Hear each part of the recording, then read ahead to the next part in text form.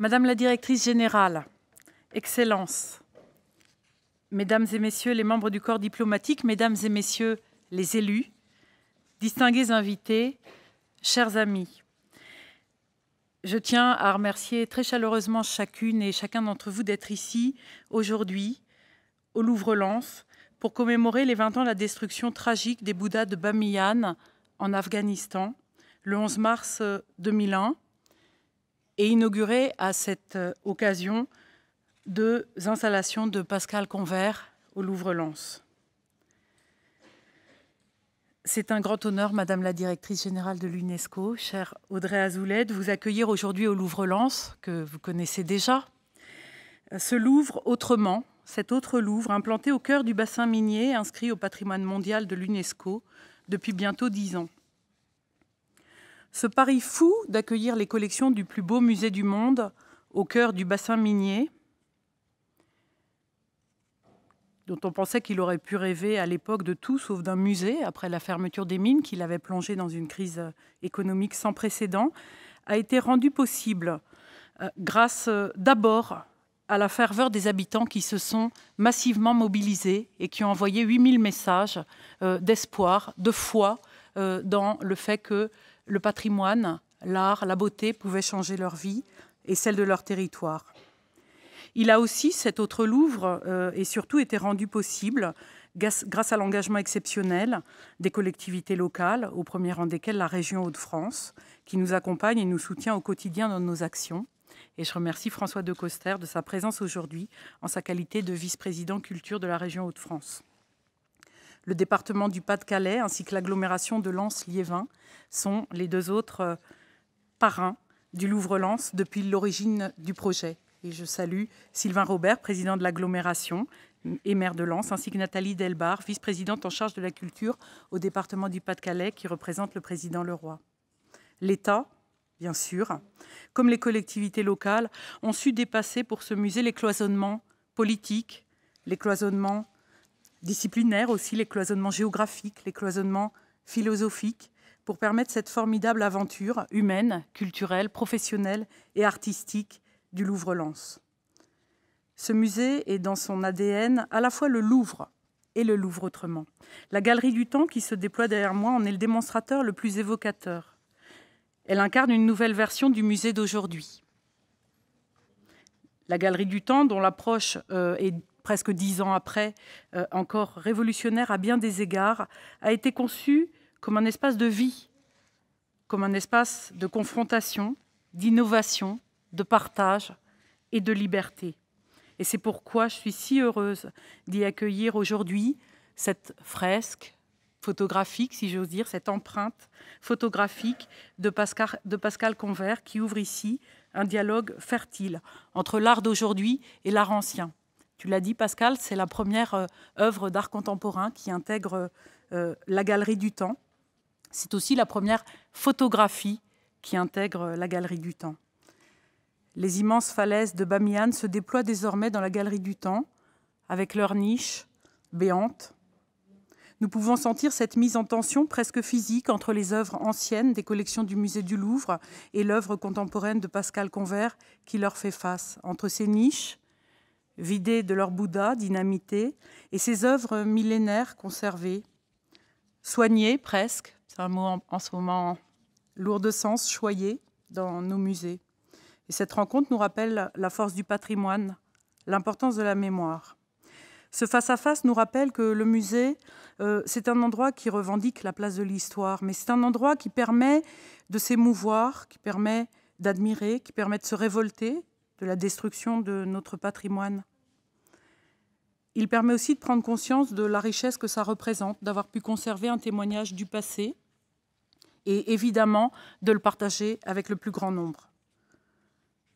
Jean-Luc Martinez, bien sûr, et nous-mêmes sommes fortement impliqués et concernés par la préservation du patrimoine in situ et son devenir, parfois en tant que patrimoine de musée, parfois, heureusement, restant dans les lieux qui l'ont vu naître. Les musées ne sont pas des lieux de deuil qui témoigneraient de la disparition du patrimoine, voire de l'arrachement, bien sûr, des œuvres à leur environnement d'origine. Ils offrent aussi, on le voit ici avec cette architecture très particulière de la Galerie du Temps, un nouveau contexte à ces œuvres que nous honorons et faisons vivre autrement. Cher Pascal Convert, tu as été invité par le gouvernement à l'occasion du 15e anniversaire de la destruction des Bouddhas à Bamiyan, en Afghanistan. Et dans ce contexte, tu as créé, alors tu n'en parles pas comme d'une œuvre, on a l'impression que c'est quelque chose que tu as reçu, mais tu as créé cette œuvre sublime.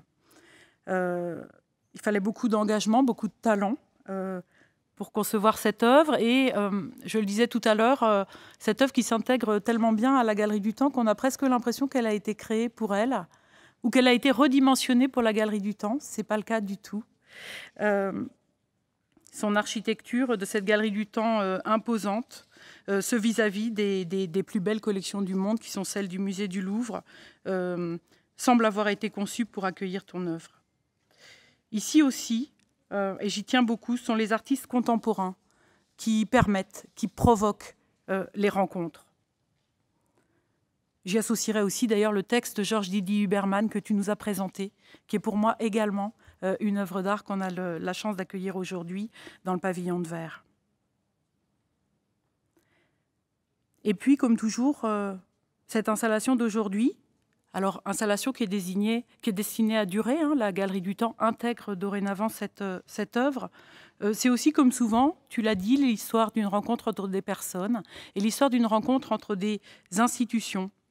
Et je tiens à remercier à nouveau Béatrice Salmon et le Centre national des arts plastiques pour l'initiative de nous accorder ce dépôt magnifique. Nous souhaitons ouvrir davantage la Galerie du Temps à d'autres civilisations, à d'autres collections parfois que celles présentes au sein du musée du Louvre. Et dans quelques semaines, nous accueillerons une quinzaine d'œuvres du musée du Quai Branly. Ainsi, l'Afrique, l'Océanie, les Amériques dialogueront dans une présentation axée sur l'histoire des mondes et la manière dont ce musée peut la donner à partager à ses visiteurs. Et je te remercie beaucoup, cher Jean-Luc, parce que tu as été le commissaire de cette Galerie du Temps, telle que nous la découvrons aujourd'hui, d'avoir accordé ta confiance, ton soutien et ton enthousiasme à ces perspectives d'évolution de la Galerie du Temps que nous conduisons ensemble. Ici, dans ce Louvre autrement, s'écrit une nouvelle histoire des arts et des civilisations, pour l'égalité des arts et des cultures du monde entier, pour la sauvegarde, l'accès à tous, l'accès à chacun, le partage de l'art, du patrimoine, des mémoires aussi, ferment, j'en suis certaine, de la paix et de l'avenir de nos enfants, et ceux, bien sûr, y compris, que Pascal Convert a filmés, vous les avez vus, à Bamiyan, en Afghanistan. Merci à vous tous de rendre cela possible. Madame la directrice générale, je vous en prie. Bonjour à tous, chers amis. Je veux commencer par vous dire à quel point je suis heureuse dans ce moment très particulier que nous vivons, d'être ici au Louvre-Lens. J'ai un souvenir, je suis venue plusieurs fois, mais j'ai un souvenir très particulier de l'inauguration à laquelle j'avais eu l'honneur de participer, d'une exposition déjà sur le patrimoine en danger, sur le patrimoine déchiré, sur la Mésopotamie, ce monde des premières fois, pour reprendre l'expression que vous aviez utilisée, chère Marie, et à un moment où la reconquête et la libération de Mossoul se préparaient, mais n'étaient pas encore là. Et je suis avec vous, et j'y pense d'autant plus que la semaine dernière, vous avez tous probablement suivi la visite du pape en Irak, et on a revu ces images de ce pays encore en ruine, de ce pays déchiré, de ce patrimoine détruit, que l'UNESCO essaye aussi d'assister pour faire revivre l'esprit de Mossoul, faire revivre l'éducation, faire revivre la diversité culturelle, la diversité religieuse, la vie des universités. Et à ce moment-là, quand nous inaugurions ici cette exposition avec le président de la République en 2016, cher Jean-Luc, vous veniez de remettre, quelques mois auparavant, un rapport fondateur sur justement les façons et les propositions pour venir aider le patrimoine en danger. Parmi ces propositions, il y avait celle qui a conduit à la création d'un fonds de soutien, un fonds de dotation, vous disiez dans le rapport, qui a doté la France, qui n'en avait pas encore, d'un instrument financier pour venir soutenir le patrimoine. C'était dans ce même esprit de ce travail que la France et l'Italie ont porté devant le Conseil de sécurité une résolution majeure sur la protection du patrimoine en cas de conflit armé et dont l'UNESCO assure le suivi.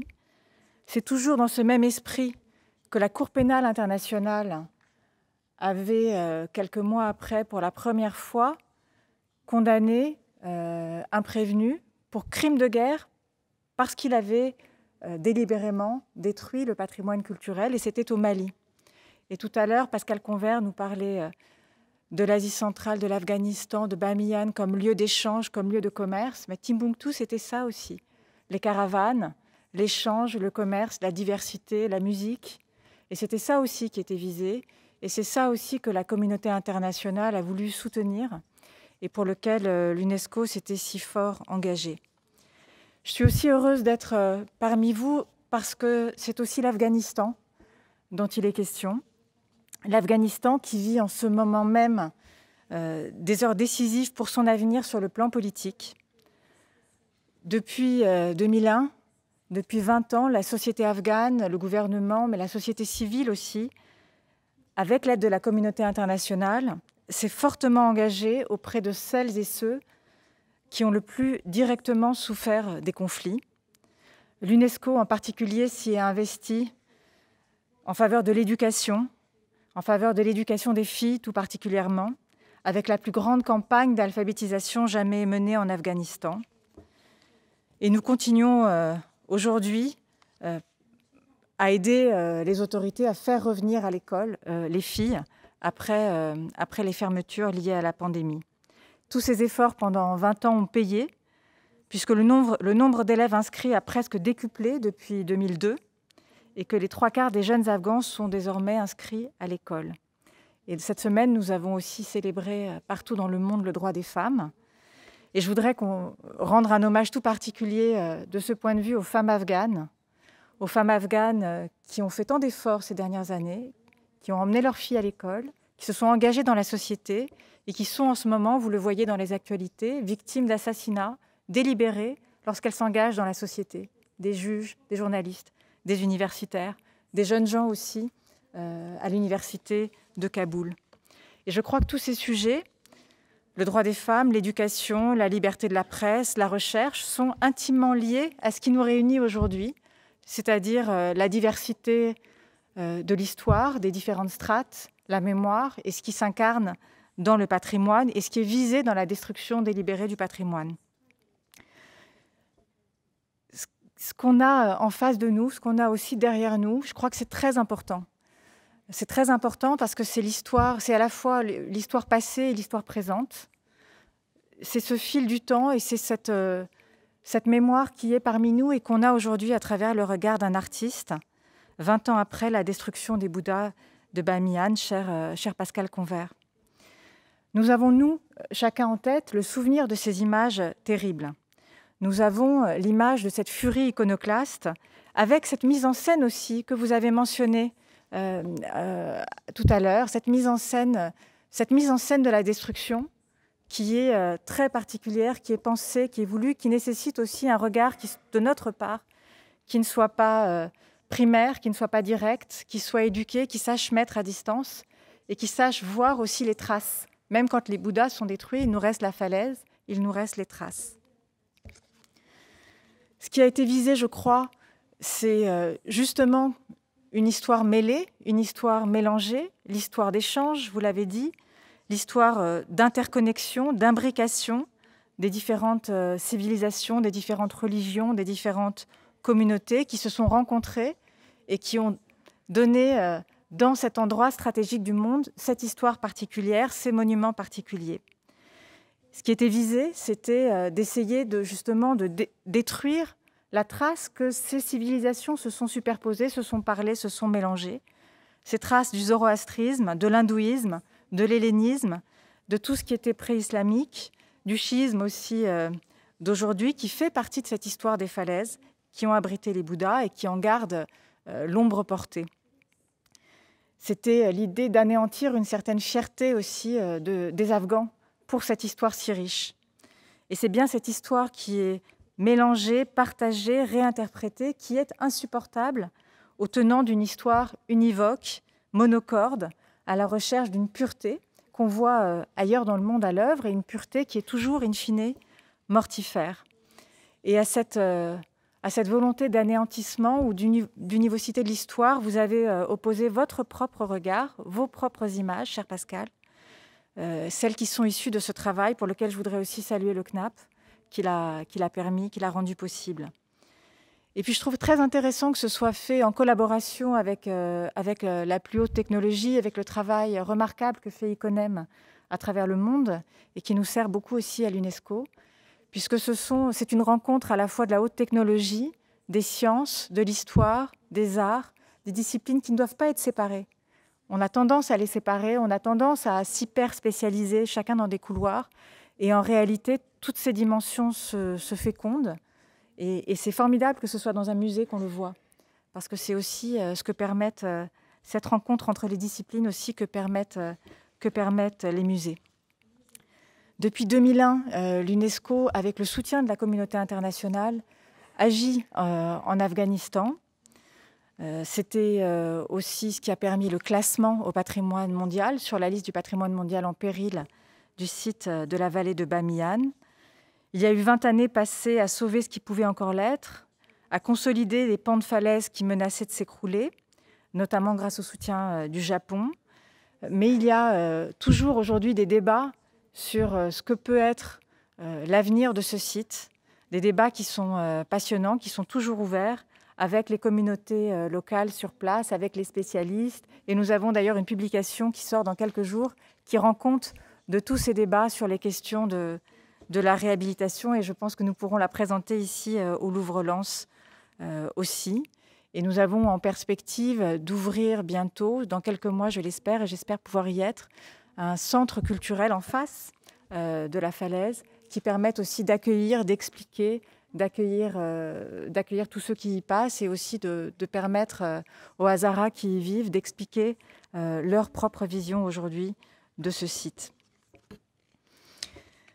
Nous aurons l'occasion l'année prochaine de fêter à la fois les 10 ans du Louvre-Lens, les 10 ans de l'inscription et de cette grande fierté qu'a été l'inscription du bassin minier sur la liste du patrimoine mondial, et nous fêterons les 50 ans de la Convention de 1972 sur la protection du patrimoine culturel et naturel.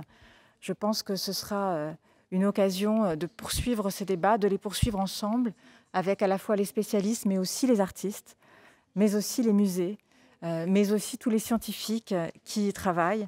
Et je voudrais conclure en citant un autre musée, la devise du Musée national d'Afghanistan, avec qui nous travaillons beaucoup, notamment pour essayer de les aider à récupérer tout ce qui a été pillé. La devise du Musée national d'Afghanistan, qui dit bien la mission fondamentale des musées. Je la cite, « A nation stays alive when its culture stays alive ». Et je crois que c'est particulièrement pertinent, à la fois là-bas, mais ici aussi. Merci.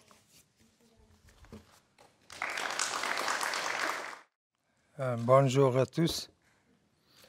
Excellences, Mesdames et Messieurs, tout d'abord, je tiens à vous remercier, Madame Marie Levandi, directrice du musée Louvre-Lens, d'avoir accueilli au sein de ce prestige établissement culturel une exposition consacrée à mon pays, l'Afghanistan, Bamiyan, la falaise et la grotte, présentant l'œuvre photographique d'éminent artiste français, M.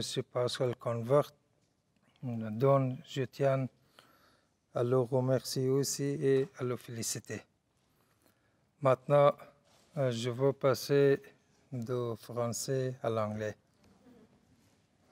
Ladies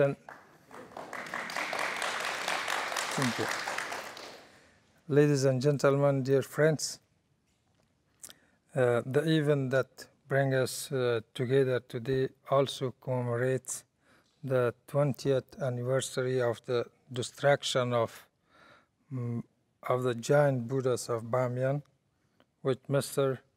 Matsuura, the then Director General of UNESCO, described as a crime against culture. Okay. Yes, it is a crime, a tragic loss, not only for Afghanistan, but also for the world. A tragic episode of our time when ignorance and iconoclasm tried to erase the memory of a people and the common heritage by dynamiting the two colossal Buddhas of Bamiyan and destroying all pre-Islamic sculptures and representations. Donc l'événement qui nous rassemble aujourd'hui, tous ensemble, commémore également le 20e anniversaire de la destruction des Bouddhas de Bamiyan, que M. Koichiro Matsuura, le directeur général de l'UNESCO de l'époque, avait décrit comme un crime contre la culture. Oui, c'est un crime, une perte tragique, pas seulement pour l'Afghanistan, mais pour le monde tout entier. Un épisode tragique de notre temps, là où l'ignorance a essayé d'effacer de notre mémoire un peuple, un héritage commun, en dynamitant ces deux Bouddhas colossales et en détruisant toutes les sculptures de la période pré-islamique et toutes ses représentations. It should be remembered that in the past, the Bamiyan was a Buddhist stronghold, a first radio station on the Silk Road. Not only the archaeological remains or the proofs of its glorious past, but also the testimonies left to us by various Buddhist pilgrims and travelers, including the famous Songtsang, which describe it as a prosperous place, a high place of the Buddhism with an important number of monasteries, and describe the cliff of the Buddha in all its splendor. Il faut nous rappeler que dans le passé, la vallée de Bamiyan était un bassin bouddhiste, un endroit très important sur la route de la soie. Ces vestiges archéologiques ne sont pas seulement la preuve d'un passé glorieux, mais également un témoignage qui nous est laissé par de nombreux pèlerins bouddhistes, des voyageurs, dont le célèbre Guanzang, qui décrit ce lieu comme un lieu prospère, une grande place pour le bouddhisme, avec un grand nombre de monastères, et qui décrivait ces falaises dans la vallée de Bamiyan dans toute sa splendeur. In pre-war Afghanistan 1979, Bamiyan was a tourist mecca of the country, with peaceful beauty of the landscape with the Buddha's cliff attract thousands of travelers from all over the world every year. Despite the vagaries of time, invasions, destructive Mongolian orders, the Soviet-Afghan War, the Civil War, the Buddhas of Bamiyan resisted, all standing and proud to be destroyed in the 21st century, victim of the ignorance and Islamic fundamentalism. Avant la guerre, l'Afghanistan était un pays où beaucoup de gens venaient se rendre pour visiter, un endroit en paix, merveilleux, et qui était le paysage que des milliers de personnes venaient chercher ici dans la vallée de Bamiyan. Malgré les destructions du temps, les invasions, la guerre civile, les Bouddhas de Bamiyan ont résisté, fiers et debout, mais ont malheureusement été détruits au XXIe siècle et ont été la victime de l'ignorance et du fondamentalisme islamiste. As soon as the cultural landscape and archaeological remains of the Bamiyan Valley was inscribed on the list of the World Heritage in Danger 2003, UNESCO undertook a series of plans to safeguard and consolidate the niche of the destroyed Buddhas and make the site safer. France, for its part, has unearthed Greco-Buddhist remains of the ancient Bamiyan, which will one day be exhibited to the public in the future Bamiyan Museum UNESCO project in progress. Dès que le paysage culturel et les vestiges archéologiques de la vallée de Bamiyan ont été inscrits sur la liste du patrimoine mondial en danger en 2003, l'UNESCO a mis en place toute une série de plans afin de sauvegarder et de consolider les niches qui accueillaient auparavant les Bouddhas qui ont été détruits, et afin de rendre également ce site plus sûr.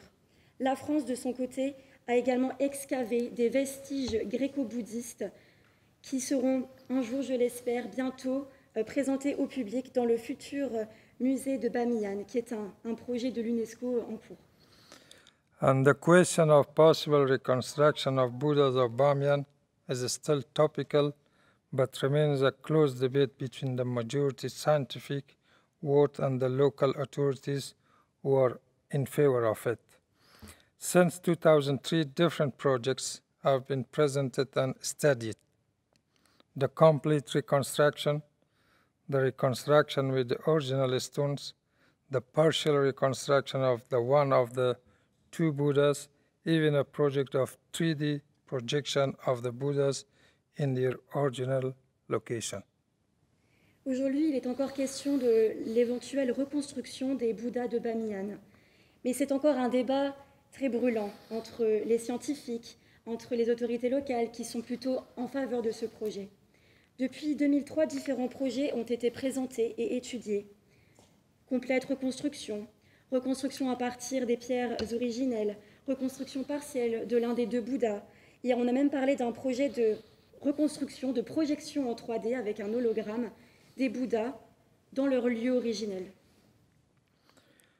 To conclude, I would like to recall that despite the tragic destruction of the giant Buddhas of Bamiyan, the Taliban did not win and remain a loser. They tried to erase the memory of these remains, but it is still present. Thanks to and through the works of the artists such as Mr. Pascal Convert, and the excellent exhibition perfectly reflect this image.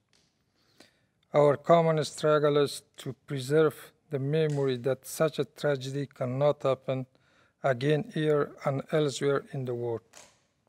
The 55th and 30th meter Buddhas are no longer there, but their memory persists.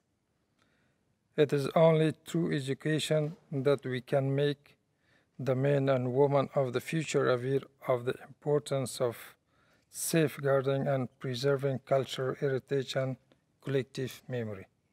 Pour conclure, j'aimerais rappeler que malgré la destruction tragique des Bouddhas de Bamiyan, les talibans n'ont pas gagné et ils sont toujours des perdants. Ils ont essayé d'effacer la mémoire de ces vestiges, mais ils sont toujours là, grâce et à travers le travail de certains artistes comme vous, Monsieur Pascal Convert, et cette magnifique exposition qui reflète justement tout cela.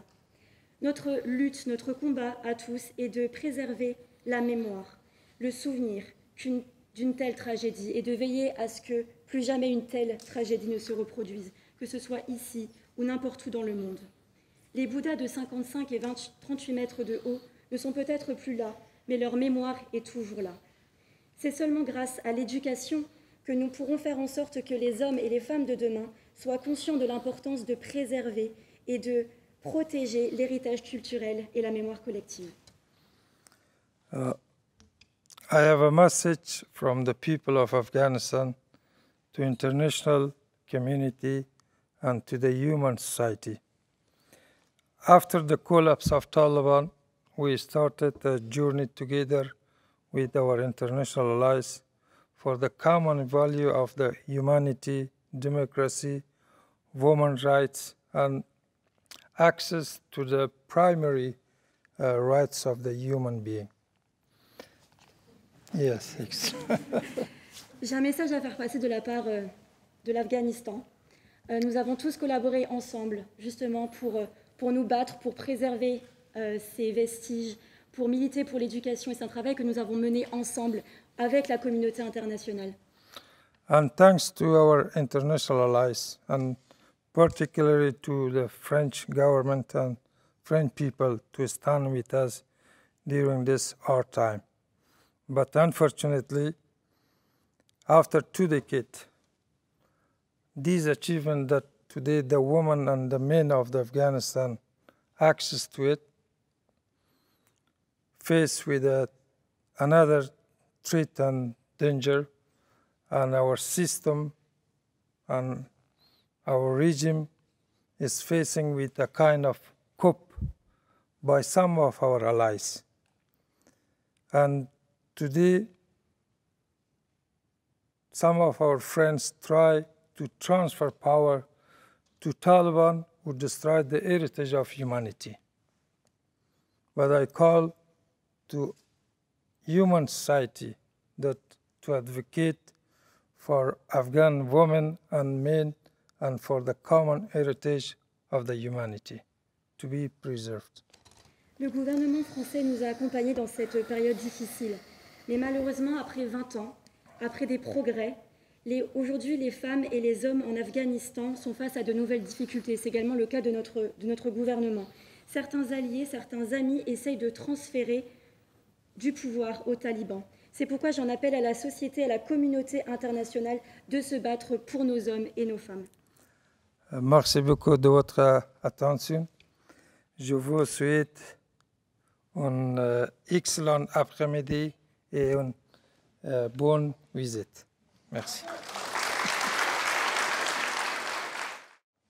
Madame la directrice générale, Mesdames et Messieurs les élus, Excellences, chers tous, chers amis. Ces deux colosses de 53 et 38 mètres, les habitants les appelaient affectueusement « Sal-Sal », la lumière éclaire l'univers, et Shamana, reine-mère. Ils apparaissent dans des textes chinois du 5e siècle et dont vous avez parlé, Monsieur l'ambassadeur, et dans des chroniques arabes et iraniennes du 9e siècle.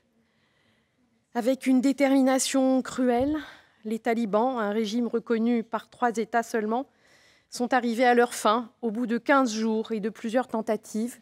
En 2001, l'année internationale du dialogue des cultures et des civilisations. Pascal Convert, vous appelez cette œuvre, c'est le gigantesque fossile vivant. Et Georges Didier Huberman et vous racontez, l'un avec des mots, l'autre avec des images, ces anfractuosités monstres, ces impacts énormes, comme le mur d'une titanesque paroi de guerre civile, ces falaises, lignes de front, de ces conflits répétés, revenants, renouvelés. Vous avez, Pascal Convert, plasticien de la mémoire, artiste de l'oubli et du tragique, été invité en 2016 par l'ambassade de France en Afghanistan pour produire ces images magnifiques que vous nous donnez à découvrir aujourd'hui. Vous œuvrez aussi au sujet d'un autre conflit engageant l'effacement de la mémoire et du patrimoine. À la frontière entre l'Arménie et l'Azerbaïdjan, vous avez pris des empreintes en 2018 des Khachkars, stèles sauvées de la destruction du cimetière de Julfa, dont les débris sont engloutis aujourd'hui dans la rivière Arax. Vous êtes un archéologue des sites détruits en raison d'une idéologie. Je voudrais penser à cette femme Hazara en 2002 qui disait « Les Bouddhas sont morts comme des hommes, nous vivons comme des pierres ». Alors, dans ce domaine du patrimoine comme dans d'autres, comment, si ce n'est éviter, au moins résister au pire? Avant tout, il me semble que nous devons continuer à marteler les fondamentaux du multilatéralisme. On ne les répète jamais assez, on les oublie toujours trop. Ce sont la protection et la promotion des droits et libertés individuelles et universelles de chaque citoyen, qu'il ou elle soit, où qu'il ou elle soit. La liberté de religion, la liberté de penser, la liberté d'expression, sans restriction aucune autre que celle encadrée par le droit, de celle de la sécurité de l'autre. Cela revient à la nécessité absolue de bannir tout relativisme culturel, tout communautarisme. C'est en détruisant les symboles d'humanité qu'étaient les Bouddhas de Bamiyan que les talibans ont nié le droit universel des Afghans et des Afghanes à leur histoire, à leur culture multiple, ancestrale et diverse. C'est sur ces bases que s'articule l'action de la France pour la préservation et la protection du patrimoine. Pour commencer, au Conseil de sécurité de l'ONU, nous avons été à l'initiative de la résolution historique 2347, qui reconnaît que la protection du patrimoine culturel, de la destruction et du trafic illicite est inextricablement liée à l'avènement de la paix et de la sécurité, ainsi qu'au combat contre le terrorisme dans le monde. Ce texte avait été précédé de la résolution 2199 en 2015, interdisant le commerce de biens culturels en provenance de Syrie et d'Irak. À l'UNESCO, nous participons à la sauvegarde du patrimoine en péril, nous veillons au bon fonctionnement et à l'application des conventions culturelles. Nous avons ratifié la Convention de 1970 sur la lutte contre le trafic illicite de biens culturels et nous la mettons en œuvre avec des moyens significatifs, un office central de police et une unité de douane dédiée, des saisines régulières et des coopérations internationales et des échanges de bonnes pratiques. Nous avons aussi été le premier membre permanent du Conseil de sécurité à ratifier la Convention de 1954 pour la protection du patrimoine en cas de conflit armé, ainsi que ces 2 protocoles additionnels que nous souhaitons ardemment, par exemple, appliquer au conflit récent entre l'Arménie et l'Azerbaïdjan. Enfin, Valérie Freland vous en parlera, c'est avec les Émirats arabes unis que nous avons créé en 2007 ALIF, l'Alliance internationale pour la protection du patrimoine dans les zones en conflit. Excellence, pour terminer, cher Humayun Azizi, cette exposition est un symbole, je pense, de l'amitié franco-afghane dont nous célébrerons l'année prochaine les 100 ans. Et la DAFA, Philippe Marquis, est parmi nous. La délégation archéologique française en Afghanistan est un élément central de cette coopération franco-afghane centenaire. C'est le seul acteur international patrimonial présent de manière permanente en Afghanistan, là où les autres pays ou agences sous-traitent à quelques ONG. Son expertise est cruciale, à Bamiyan comme à Messeinak, où ses sages propositions l'ont emporté comme garde-fou entre les forces en présence. Monsieur l'ambassadeur, alors qu'il est à nouveau question de pourparlers de paix inter-afghans, et au lendemain de la Journée internationale des droits de la femme, vous en parliez, nous ne pouvons qu'exprimer tout notre soutien à l'Afghanistan et nos espoirs d'un meilleur avenir pour les Afghanes et les Afghans. Merci.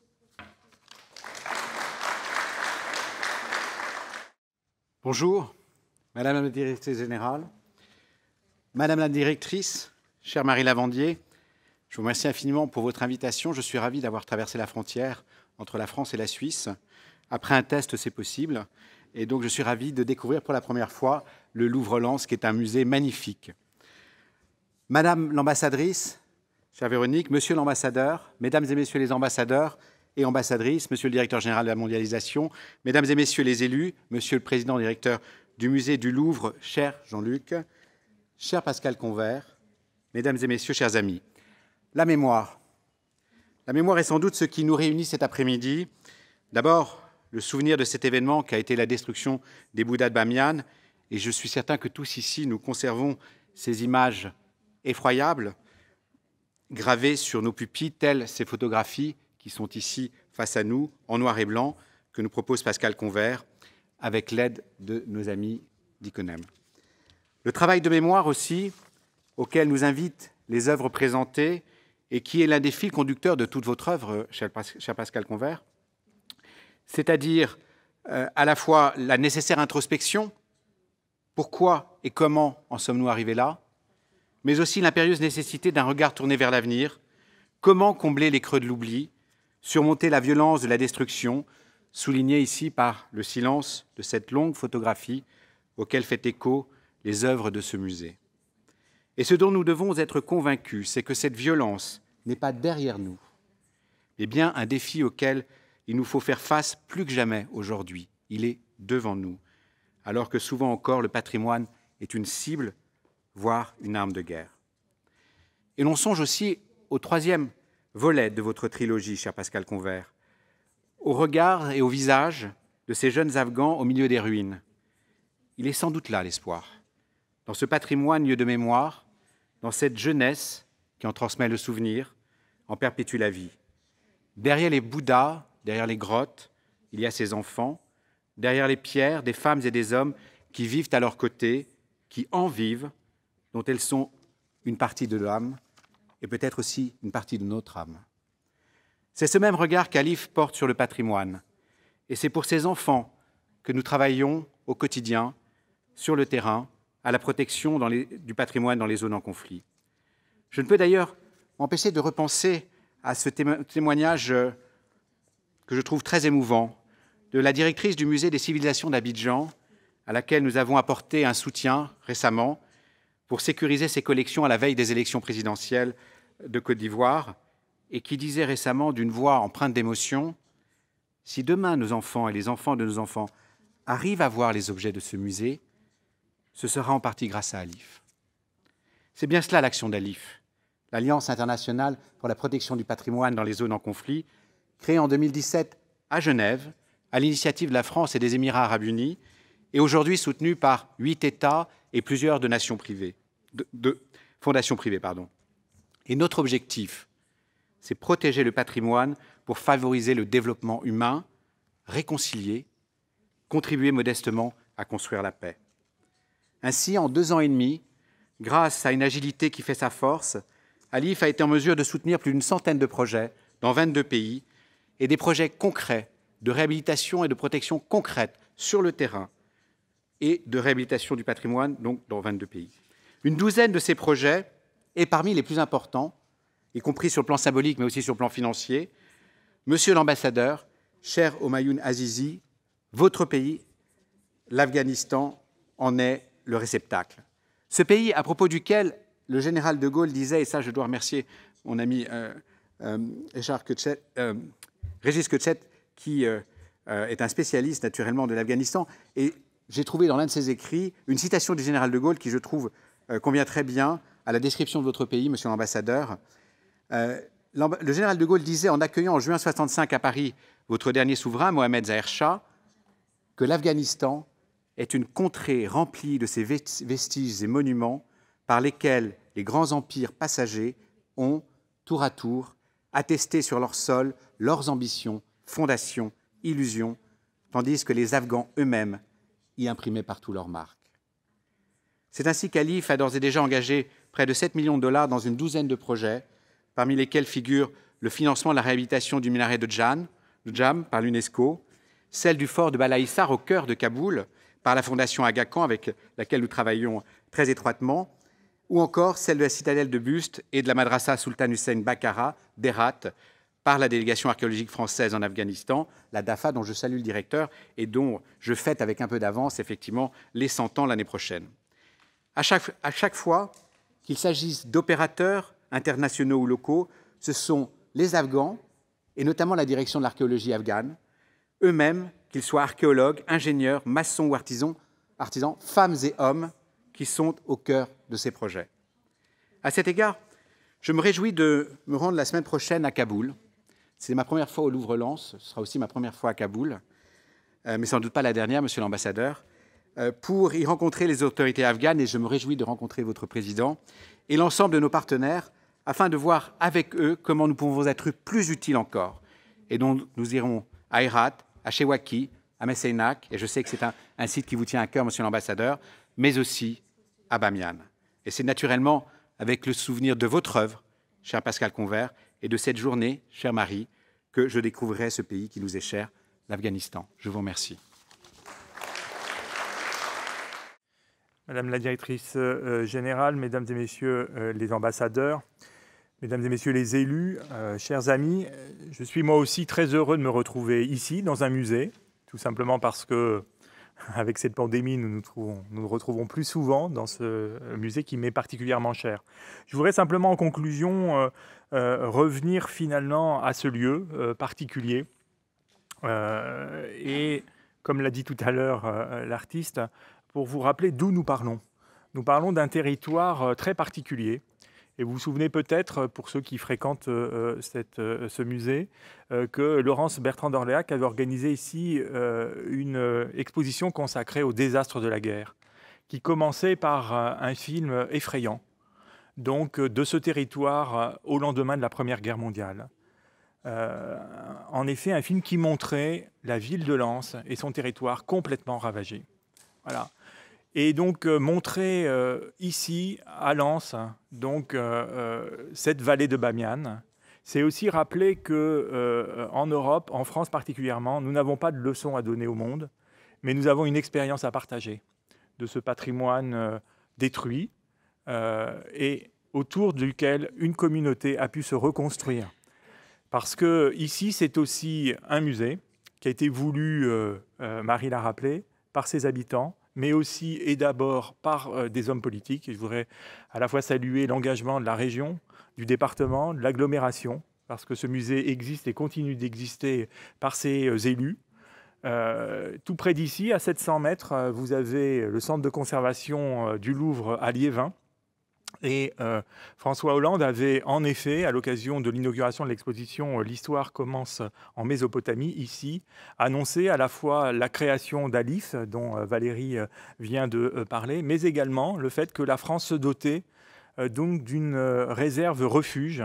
Et aujourd'hui, c'est fait. Donc ce bâtiment est construit et il permettrait donc d'accueillir des œuvres d'un pays dans lequel le patrimoine est en danger. Donc je voudrais souligner ici combien ce lieu est emblématique et que cette exposition n'est pas née du hasard. Parce qu'il y a aussi derrière nous la Galerie du Temps. Ces objets sont les survivants du passé. Je dis survivants parce que, comme quand moi, on est spécialiste de l'Antiquité, on sait que la majorité de ces cultures matérielles ont disparu, liées bien sûr au désastre de la guerre, mais aussi tout simplement à la destruction naturelle de certains matériaux. Et je voudrais rappeler qu'au Louvre, nous sommes simplement les témoins éphémères de ces cultures du monde. Je pense que c'est une chance pour le Louvre que le président Chirac ait voulu rétablir un peu de l'universalité de ce musée en y présentant en 2000 les œuvres provenant des collections extra-européennes qui sont aujourd'hui au Quai Branly. Je voudrais rappeler aussi que le musée du Louvre n'est pas un musée d'art français ou d'art européen. Sont venus avec moi la directrice du département des Antiquités orientales, Ariane Thomas, qui était d'ailleurs le commissaire de l'exposition L'histoire commence en Mésopotamie, mais également donc Yannick Lins, la directrice du département des arts de l'islam. Et donc Marie Lazy est présente au Louvre, puisque en effet une partie des œuvres que vous voyez derrière moi viennent d'Irak, d'Iran, d'Asie centrale.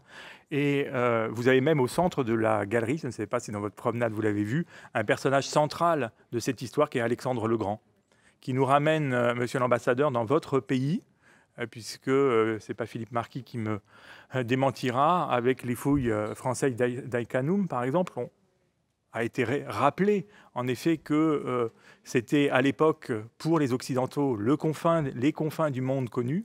Et voilà un homme qui a marqué, Alexandre le Grand, l'histoire du monde et que l'on retrouve avec cette œuvre qui a donc toute sa place dans la Galerie du Temps.